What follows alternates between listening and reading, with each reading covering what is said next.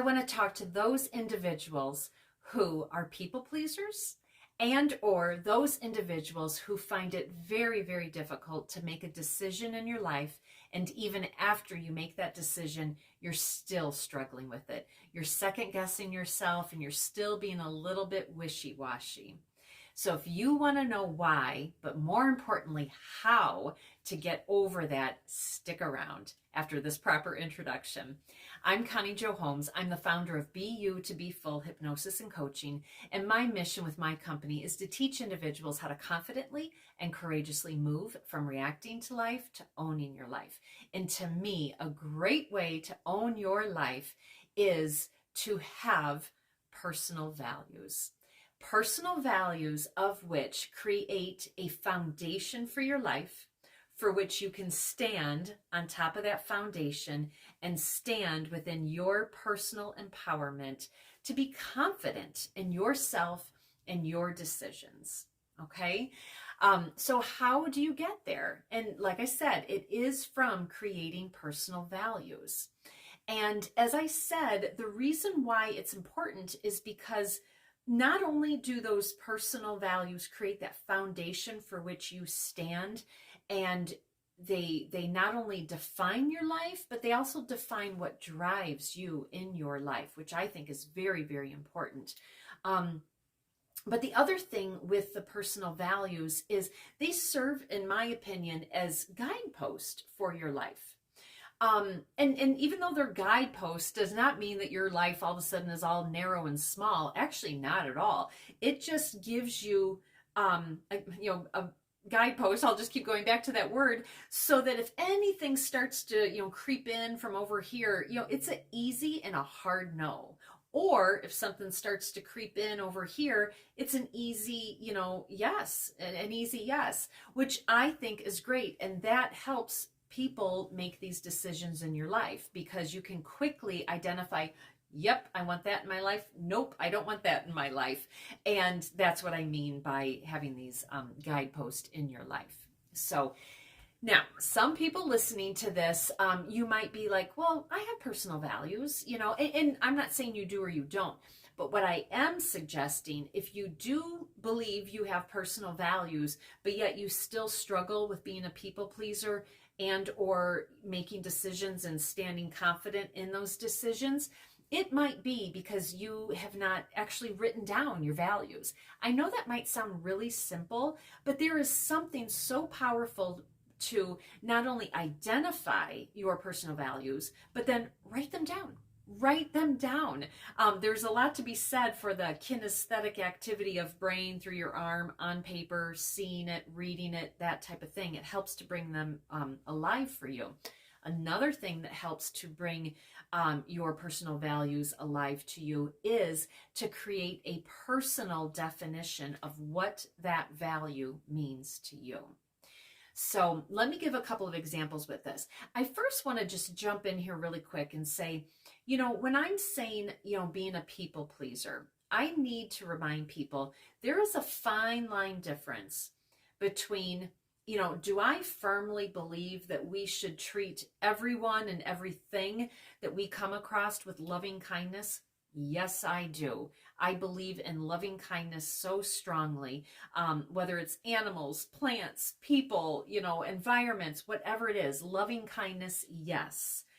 But there is a fine line between being very loving and kind and being a people pleaser, especially when desiring to please others to the detriment of yourself and or your loved ones around you.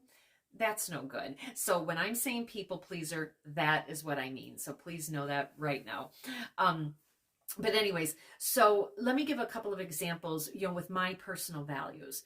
So since I do own my own business, and because of the type of business that I do, my personal values are synonymous with my business. And that's just because I'm my business brand and my business brand is me. So it's really one and the same. So the reason I say that is because right now you can go to my website. My website address is over my shoulder. You can go to my website right now, and I think it's the About Me tab. You'll see I have my 6 personal values listed, and I have a personal definition for each. Now, we all know I could go to Merriam-Webster dictionary and write that definition down, but that doesn't mean anything to me. I wanted my values to have a definition, how I define them, because that is another way to help me step into them and to truly own them. Okay. So, I've given examples about this in the past, but like one quick example is integrity. Integrity is my very first value. And to me, what that really means is if I am not currently doing it, I'm not going to sit here and preach to you about doing it. I mean, that would not be an integrity. Who am I to tell you to do something that I've never done or I've never tried? That's not an integrity. And so if you look at my website, in so many words, that is what that definition means to me. And that is what brings them to life. So a couple of things with this message. If you do already have personal values, kudos to you. And you're probably already like, I don't need to listen to this video anymore because I don't have this issue. And if that's the case, congratulations. But if you do feel that you have personal values, but yet you still struggle in these areas, again, with people pleasing and then also making decisions and standing behind those decisions with conviction, it really probably is because you have not written down your values, but then also that you have not written your personal definition for what they mean to you.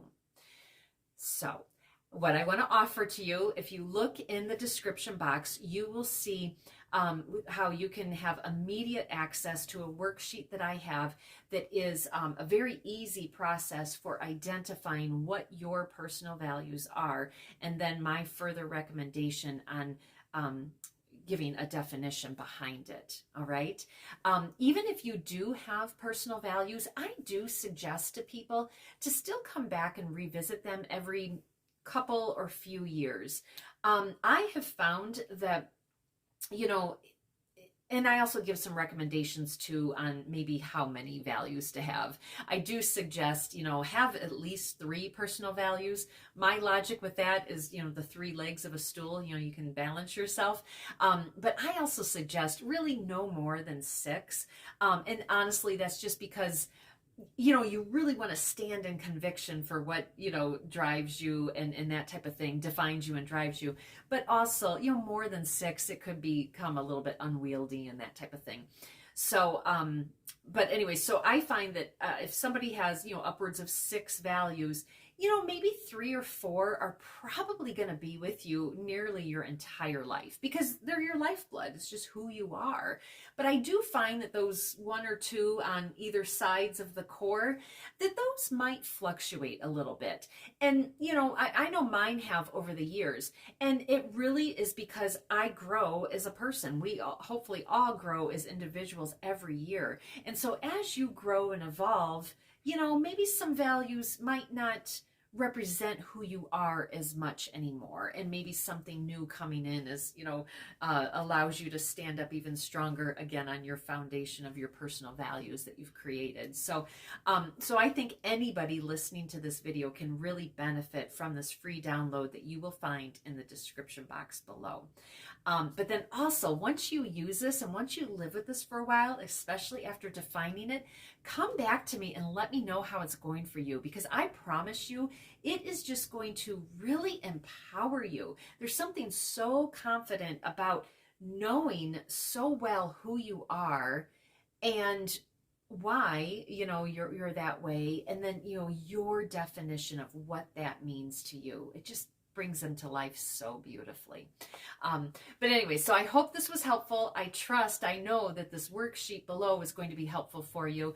But if you did get value out of this, please like, comment, share, and subscribe. And I thank you in advance.